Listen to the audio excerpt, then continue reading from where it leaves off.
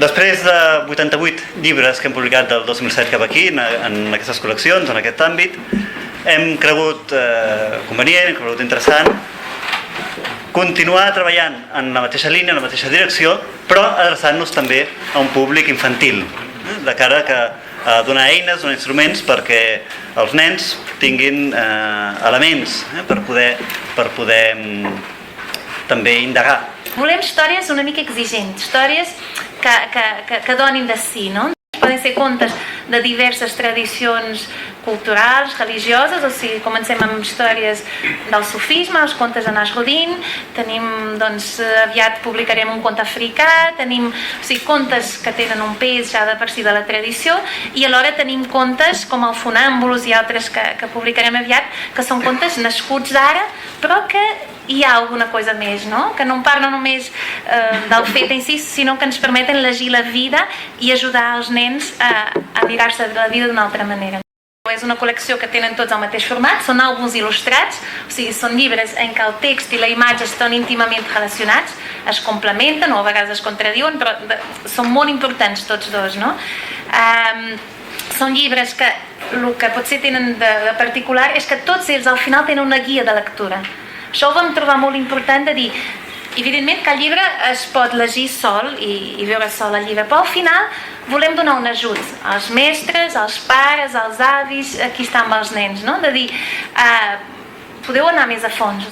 És que gaudir d'un relat, d'una lectura, no és només gaudir d'allò que el llibre diu, sinó gaudir d'una forma, d'un olor.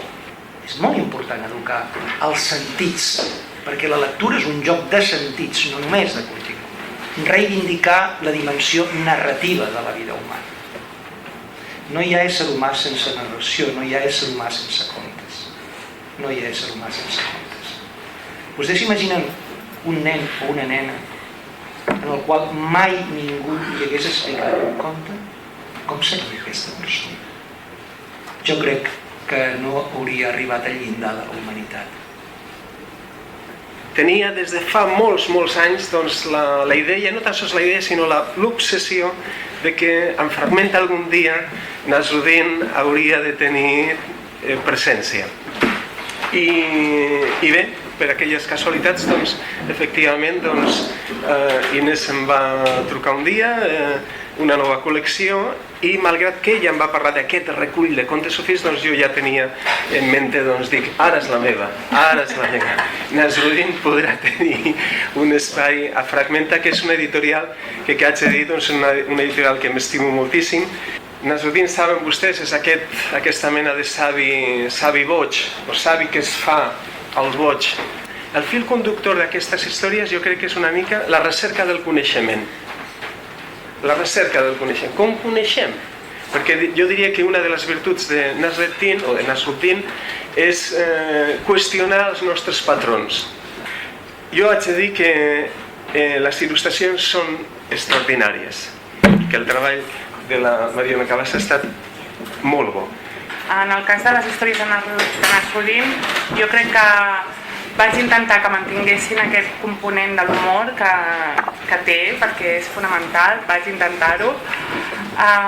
I crec que, bàsicament, no la meva, la il·lustració en general, que ha d'acompanyar el text i ha de, igual que el text, plantejar preguntes.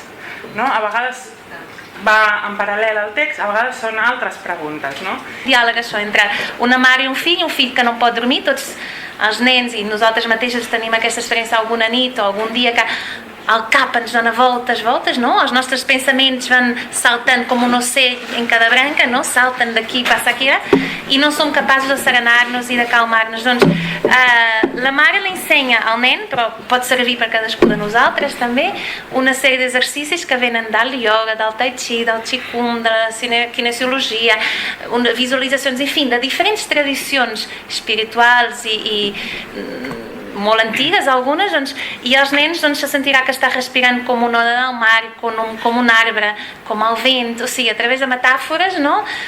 Els nens van aprenent d'alguna manera a conèixer-se, a saber com respiren, a calmar el ritme respiratori, aleshores a centrar l'atenció en el seu cos, en aquest moviment de donar i rebre, que és com la vida mateixa, no? I d'alguna manera tot a vegades aquesta confusió mental, aquestes emocions que estan agitades, d'alguna manera es troben al seu centre i el nen es calma i és més ell mateix, no? Funàmbulos és un projecte que tracta sobre l'equilibri, però a més és l'equilibri no només físic, sinó l'equilibri interior que ens permet caminar a la vida. D'alguna manera vaig intuir que hi havia algo molt més profund que tenia a veure amb com vivim la vida, com parem atenció a les coses, com afrontem les pors, com afrontem els riscos.